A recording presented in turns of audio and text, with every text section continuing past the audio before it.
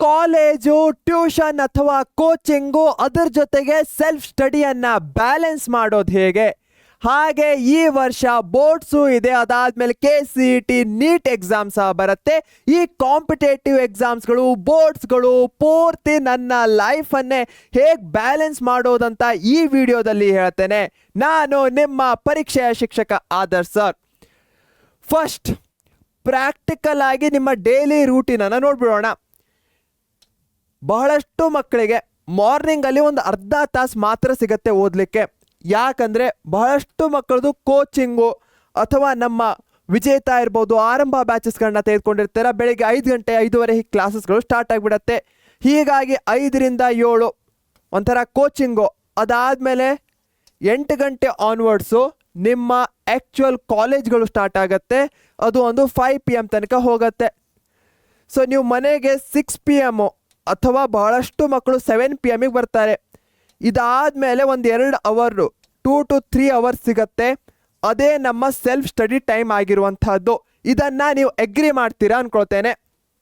ಹಾಗೆ ಒಂದು rough break ಡೌನನ್ನು ಕೊಟ್ಟಿದ್ದೇನೆ.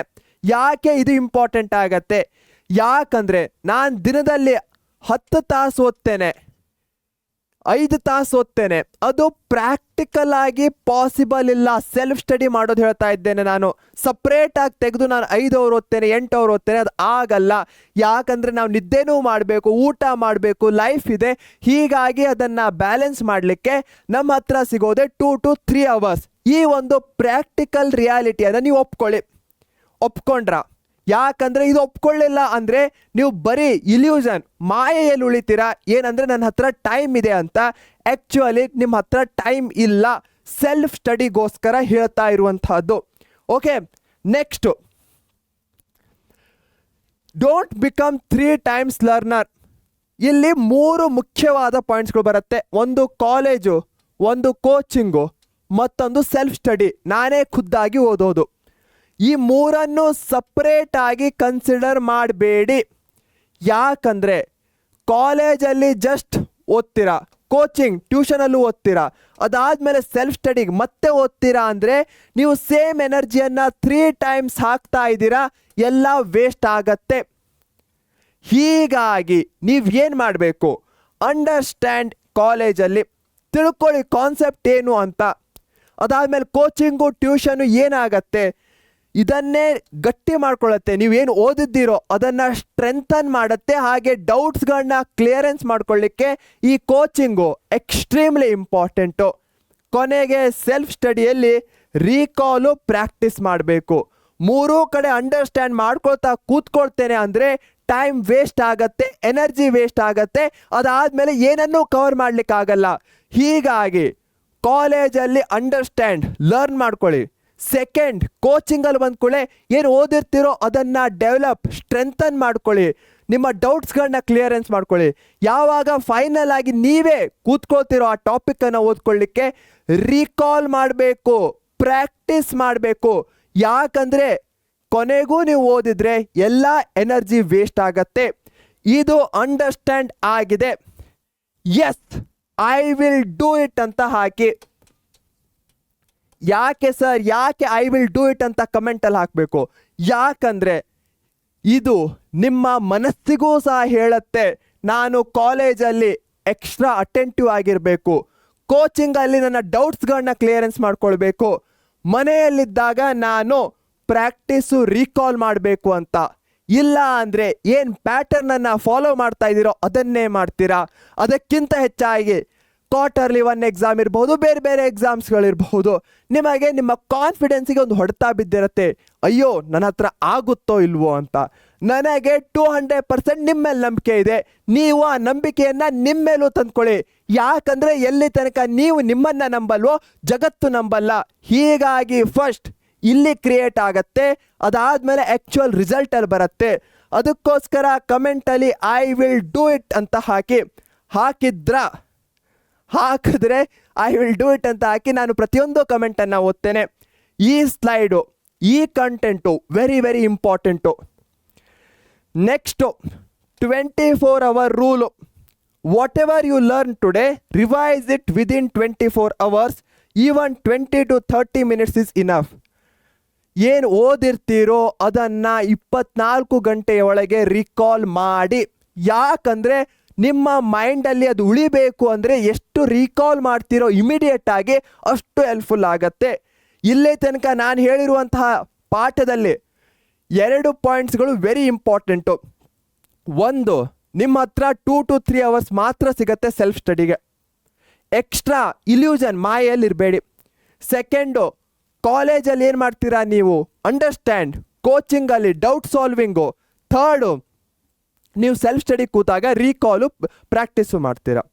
ಈ ಸ್ಲೈಡಲ್ಲಿ ಏನು ಹೇಳ್ತಾ ಇದ್ದೇವೆ, ರಿವೈಸ್ ಮಾಡಬೇಕು 24 hours. ಇವತ್ತು ಓದಿದ್ದೀರಾ ಅಂದರೆ ನಾಳೆವರೆಗೆ ಅದನ್ನು ಒಂದ್ಸಲ 20 to 30 minutes ಕಣ್ಣು ಮುಚ್ಕೊಂಡು ಏನೇನು ಓದಿದೆ ಅಂತ ರೀಕಾಲ್ ಮಾಡ್ಕೊಳ್ಳಿ. ಫಾರ್ಮುಲಾಸ್ಗಳಿರ್ಬೋದು, ಬೇರೆ ಬೇರೆ ಥಿಯರಮ್ಸ್ಗಳಿರ್ಬೋದು, ಎಲ್ಲವೂ ಅಷ್ಟೇ ಇಂಪಾರ್ಟೆಂಟ್ ಆಗುತ್ತೆ. ಹಾಗೆ ಎಲ್ಲ ಸಬ್ಜೆಕ್ಟ್ಸ್ಗಳನ್ನ ಒಂದೇ ದಿನ ಓದಿ ಅದನ್ನು ಗಿರ್ಮಿಟ್ ಮಾಡ್ಕೊಳ್ಳಿಕ್ಕೆ ಹೋಗಬೇಡಿ. ನಮ್ಮ ಉತ್ತರ ಕರ್ನಾಟಕದೊಳಗೆ ಹಿಂಗೆ ಹೇಳ್ತಾರೆ. ಯಾಕೆ ಹೀಗೆ ಹೇಳ್ತಾ ಇದ್ದೇನೆ, ಯಾಕಂದರೆ ನಿಮಗಿರುವಂಥ ಮೇನ್ ಸಬ್ಜೆಕ್ಟ್ಸ್ಗಳನ್ನೇ ತೆಗೆದುಕೊಳ್ಳೋಣ. PCM, ಬಹಳಷ್ಟು ಮಕ್ಕಳು ಬಯೋ ತೆಗೆದುಕೊಂಡಿರ್ತೀರ ಅಥವಾ CS ತೆಗೆದುಕೊಂಡಿರ್ತೀರ. ಅದಾದಮೇಲೆ ಕನ್ನಡ, ಇಂಗ್ಲೀಷ್ ಅಂತ ಇಟ್ಕೊಳ್ಳೋಣ, ಅಥವಾ ಹಿಂದಿ, ಯಾವುದು. ಪ್ರತಿಯೊಂದು ಸಬ್ಜೆಕ್ಟು ಡಿಫ್ರೆಂಟು. ಯಾಕಂದರೆ ಫಿಸಿಕ್ಸಲ್ಲಿ ನೀವು ಯಾವುದ್ರ ಮೇಲೆ ಫೋಕಸ್ ಮಾಡಬೇಕು, ಅದು ಕೆಮಿಸ್ಟ್ರಿಯಲ್ಲಿ ಟೋಟಲಿ ಡಿಫ್ರೆಂಟ್ ಆಗಿರುತ್ತೆ. ಇಲ್ಲಿ ನ್ಯೂಮರಿಕಲ್ಸು, ಡೆರಿವೇಷನ್ಸು ಅವು ಬರುತ್ತೆ. ಕೆಮಿಸ್ಟ್ರಿ ಎಲ್ಲ ಇಕ್ವೇಷನ್ಸ್ಗಳದ್ದು ಆಟ ಆಗಿರುತ್ತೆ, ಕಂಪೌಂಡ್ಸು. ಮ್ಯಾಥಮೆಟಿಕ್ಸು ಪಾರ್ಟ್ 1 ಇದ್ದಂಗೆ ಪಾರ್ಟ್ 2 ಇಲ್ಲ. ಹೀಗಾಗಿ ನೀವು ಎಲ್ಲ ಸಬ್ಜೆಕ್ಟ್ಸ್ಗಳನ್ನ ಇಂಡಿವಿಜುವಲ್ ಆಗಿ ಒಂದೇ ದಿನ ಓದ್ತೇನೆ ಅಂದರೆ ಆಗಲ್ಲ. ಯಾಕಂದರೆ ಪ್ರತಿಯೊಂದು ಸಬ್ಜೆಕ್ಟು ಡಿಫ್ರೆಂಟು. ಅದಾದಮೇಲೆ ಬಯೋ ಮತ್ತು CS ಅವು ಕಂಪ್ಲೀಟ್ಲಿ ಡಿಫ್ರೆಂಟು. ಲ್ಯಾಂಗ್ವೇಜಸ್. ಹೀಗಿರಬೇಕಾದ್ರೆ ಐಡಿಯಲಿ ಏನು ಮಾಡಬೇಕು, ನೀವು 2 main subjects per day. For example, Monday ನಾನು ಫಿಸಿಕ್ಸನ್ನು ಓದ್ತೇನೆ, ಅದರ ಜೊತೆಗೆ ಮೆಥಮೆಟಿಕ್ಸನ್ನು ತೆಗೆದುಕೊಳ್ತೇನೆ ಅಂದ್ಕೊಳ್ಳೋಣ. ಅದಾದಮೇಲೆ ಟ್ಯೂಸ್ಡೇ ನಿಮಗೆ ಯಾವ ಡಿಫಿಕಲ್ಟ್ ಸಬ್ಜೆಕ್ಟ್ ಅನಿಸುತ್ತೋ ಆದಷ್ಟು ಅದನ್ನು ಹೆಚ್ಚಿಗೆ ಓದಿ. ಫಾರ್ ಎಕ್ಸಾಂಪಲ್, ನನಗೆ ಕೆಮಿಸ್ಟ್ರಿ ಡಿಫಿಕಲ್ಟ್ ಆಗುತ್ತೆ, ಸೊ ಕೆಮಿಸ್ಟ್ರಿ. ಅದಾದಮೇಲೆ ಬಯೋ ಆರ್ CS ತಗೋತೇನೆ. ವೆನೆಸ್ಡೇ ಮತ್ತೊಂದು ಸಲ ಕೆಮಿಸ್ಟ್ರಿ ತೆಗೆದುಕೊಂಡ್ಬರ್ತೇನೆ. ಈ ಸಲ ಯಾವುದಾದ್ರೂ ಒಂದು ಲ್ಯಾಂಗ್ವೇಜನ್ನು ತೋರ್ತೇನೆ. ಥರ್ಸ್ಡೇ PCMB, ಮತ್ತೊಂದು PM ರಿಪೀಟ್ ಮಾಡ್ತೇನೆ. ಫ್ರೈಡೇ ಕೆಮಿಸ್ಟ್ರಿಯನ್ನು ತೆಗೆದುಕೊಳ್ತೇನೆ, ಹಾಗೆ ಬಯೋ ಆರ್ CS. ಆಮೇಲೆ ಸ್ಯಾಟರ್ಡೆ ನಿಮ್ಗೆ ಯಾವ ಸಬ್ಜೆಕ್ಟ್ಸ್ ಇದರಲ್ಲಿ ರಿವೈಸ್ ಮಾಡಬೇಕನ್ಸುತ್ತೋ ಆ ಸಬ್ಜೆಕ್ಟ್ಸ್ಗಳನ್ನ. ಈ ರೀತಿಯಾಗಿ ನಿಮಗೆ ಹೆಚ್ಚಿನ ನೀಡಿರುವಂತಹದ್ದು ಡಿಫಿಕಲ್ಟ್ ಇರುವಂತಹ ಸಬ್ಜೆಕ್ಟ್ಸ್ಗಳಿಗೆ ಎಕ್ಸ್ಟ್ರಾ ಸ್ಲಾಟ್ಸ್ಗಳನ್ನ ಕೊಡ್ತಾ ಹೋಗಿ. ಯಾವುದು ಈಸಿ ಇದೆಯೋ ಅದಕ್ಕೆ ಕಡಿಮೆ ಸ್ಲಾಟ್ಸ್ಗಳನ್ನ ಕೊಡಿ. ಇದೇ ಸಿಂಪಲ್ ಫಂಡ ಆಗಿರುವಂತಹದ್ದು. ಇದು ಅರ್ಥ ಆಗಿದೆ. ಯಾಕೆ ಎಲ್ಲ ಸಬ್ಜೆಕ್ಟ್ಸ್ಗಳನ್ನು ಒಂದೇ ದಿನ ಓದಬಾರ್ದು ಅಂತ ಗೊತ್ತಾಗಿದೆ ಅಂದರೆ ಥಮ್ಸ್ ಅಪ್ ಕೊಡಿ, ವಿಡಿಯೋವನ್ನು ಲೈಕ್ ಮಾಡಿ. ಇದರಿಂದ ಈ ವಿಡಿಯೋ ನಿಮ್ಮಂತಹದೇ ಅದೆಷ್ಟೋ ಮಕ್ಕಳಿಗೆ ತಲುಪುತ್ತೆ. ಬ್ಯಾಕ್ಲಾಗ್ ಇದೆ ಸರ್, ಕ್ವಾರ್ಟರ್ಲಿ 1 ಎಕ್ಸಾಮ್ ಆಯಿತು, ಬ್ಯಾಕ್ಲಾಗ್ಸ್ಗಳು ಸಿಕ್ಕಾಪಟ್ಟೆ ಇದೆ. ಹಾಗಾದರೆ 80-20 ರೂಲನ್ನು ಫಾಲೋ ಮಾಡಿ. ಹಾಗಂದರೆ ಏನು, 80% of the time current syllabus, 20% ಟೈಮನ್ನು ಓಲ್ಡ್ ಬ್ಯಾಕ್ಲಾಗ್ಸ್ಗಳನ್ನ ಕ್ಲಿಯರ್ ಮಾಡಲಿಕ್ಕೆ ಯುಟಿಲೈಸ್ ಮಾಡಿ. ಸೊ ಬ್ಯಾಕ್ಲಾಗ್ ಇದೆ, ಹಿಂದಿಂದನ್ನು ಕರೆಕ್ಟಾಗಿ ಕವರ್ ಮಾಡಿಲ್ಲ ಅಂತ ಮಕ್ಕಳು 80-20 ರೂಲು. 80-20 ರೂಲ್ ಅಂದ್ರೆ ಏನು, 80% of the time current syllabus ಮೇಲೆ, 20% ಆಫ್ ಟೈಮು ಓಲ್ಡ್ ಬ್ಯಾಕ್ಲಾಗ್ಸ್ಗಳ ಮೇಲೆ ಕೊಡೋಣ. ಇದು ಅಂಡರ್ಸ್ಟ್ಯಾಂಡ್ ಆಗಿದೆ ಅನ್ಕೋಣ. ಈಸಿ ಆಗಿ ಇಲ್ಲಿ ತನಕ ಹೇಳಿರುವಂತಹದನ್ನು ಸಮ್ಮರೈಸ್ ಮಾಡೋದಾದರೆ, ಫಸ್ಟ್ ಎಲ್ಲ ಸ್ಟಾರ್ಟ್ ಮಾಡೋದು ಯಾವಾಗ, ನಿಮ್ಮ ಹತ್ರ 2 to 3 hours ಇದೆ ಸೆಲ್ಫ್ ಸ್ಟಡಿಗೆ. ಎಲ್ಲ ಸಬ್ಜೆಕ್ಟ್ಸ್ಗಳನ್ನ ಒಂದೇ ದಿನ ಓದಲಿಕ್ಕಾಗಲ್ಲ. ಹೀಗಾಗಿ 2 ಸಬ್ಜೆಕ್ಟ್ಸ್ಗಳನ್ನ ಒಂದು ದಿನ ಪಿಕಪ್ ಮಾಡಿ. ರಿವಿಷನ್ 24 ಅವರ್ಸಲ್ಲೇ ರಿವೈಸ್ ಮಾಡಿ. ಬ್ಯಾಕ್ಲಾಗ್ ಇದ್ದರೆ ಏನು ಮಾಡ್ತೀರಾ, 80%. ಫಾರ್ ಎಕ್ಸಾಂಪಲ್, ನಾನು ಒಂದು 2 hours ಓದ್ತಾ ಇದ್ದೇನೆ ಅಂದರೆ ಅದರಲ್ಲಿ 1.5 hour ಕರೆಂಟ್ ಸಿಲೆಬಸ್ಸು, ಅರ್ಧ ತಾಸು ಹಿಂದಿನ ಸಿಲೆಬಸ್ಸಿಗೆ ಕೊಡ್ತೇನೆ. ಹಾಗೆ ಕಾಲೇಜು, ಕೋಚಿಂಗು ಮತ್ತು ಸೆಲ್ಫ್ ಸ್ಟಡಿ 3 ಕಡೆ ಓದೋದು ಅಲ್ಲ, ಒಂದು ಕಡೆ ಅಂಡರ್ಸ್ಟ್ಯಾಂಡು, ಮತ್ತೊಂದು ಕಡೆ ಡೌಟ್ ಸಾಲ್ವಿಂಗು, ಫೈನಲಿ ರೀಕಾಲು, ಪ್ರಾಕ್ಟೀಸು. ಇದು ನಿಮ್ಮ ಫಾರ್ಮುಲಾ ಆಗಿರಬೇಕು. ಹಾಗೆ ಸಂಡೇ ಅನ್ನೋದನ್ನು ಮತ್ತೊಂದು ಡೇ ಅಂತ ಟ್ರೀಟ್ ಮಾಡಲಿಕ್ಕೆ ಹೋಗಬೇಡಿ. ಯಾಕಂದರೆ ಇಲ್ಲಿ ವೀಕ್ಲಿ ರಿವಿಷನ್ ಮಾಡಬಹುದು, ಮಾಕ್ ಟೆಸ್ಟ್ ಅಥವಾ ಸ್ಯಾಂಪಲ್ ಪೇಪರ್ಸ್ಗಳನ್ನ ಸಾಲ್ವ್ ಮಾಡಿ, ಬ್ಯಾಕ್ಲಾಗ್ಸ್ಗಳನ್ನ ಕ್ಲಿಯರ್ ಮಾಡಿ, ನೆಕ್ಸ್ಟ್ ವೀಕಿನ ಟಾರ್ಗೆಟ್ಸ್ಗಳನ್ನ ಸೆಟ್ ಮಾಡಿ. ಈ ಸಂಡೇ ಅನ್ನೋದು ನಿಮ್ಮ ಒಂಥರ ರೀಸೆಟ್ ಡೇ ಇದ್ದಂಗೆ. ಈ ಸಂಡೇ ಆದಷ್ಟು ಬೆಸ್ಟ್ ಯುಟಿಲೈಸ್ ಮಾಡಿ, ಯಾಕಂದರೆ ಈ ದಿನ ನಿಮ್ಮ ಹತ್ರ ಹೆಚ್ಚಿನ ಟೈಮ್ ಇರುತ್ತೆ. ಕಾಲೇಜಲ್ಲಿ ಅಂಡರ್ಸ್ಟ್ಯಾಂಡು, ಕೋಚಿಂಗಲ್ಲಿ ಸ್ಟ್ರೆಂತನ್ನು, self study practice, Sunday test plus reset, ಈ ಫಾರ್ಮುಲಾನ ಫಾಲೋ ಮಾಡಿದ್ರೆ ನಿಮ್ಮ ಕಾಲೇಜು ಬ್ಯಾಲೆನ್ಸ್ ಆಗುತ್ತೆ, ನಿಮ್ಮ ಕೋಚಿಂಗು ಬ್ಯಾಲೆನ್ಸ್ ಆಗುತ್ತೆ, ಸೆಲ್ಫ್ ಸ್ಟಡಿನೂ ಬ್ಯಾಲೆನ್ಸ್ ಆಗುತ್ತೆ. ಫೈನಲಲ್ಲಿ ನಿಮ್ಮ board exam, KCET, NEET exam ಎಲ್ಲ ಸಹ ಬ್ಯಾಲೆನ್ಸ್ ಆಗುತ್ತೆ. ಈ ಸಿಂಪಲ್ ಫಂಡಾನ ಫಾಲೋ ಮಾಡ್ತೀರಾ ಅನ್ನೋ ಭರವಸೆ ನನಗಿದೆ. ಈ ವಿಡಿಯೋ ನಿಮಗೆ ಕ್ಲಾರಿಟಿಯನ್ನು ಕೊಟ್ಟಿದ್ರೆ ವಿಡಿಯೋವನ್ನು ಲೈಕ್ ಮಾಡಿ, ಇದರಿಂದ ನನಗೂ ಸಹ ಅರ್ಥ ಆಗುತ್ತೆ ಯು ಆರ್ ವಿತ್ ಮೀ ಅಂತ.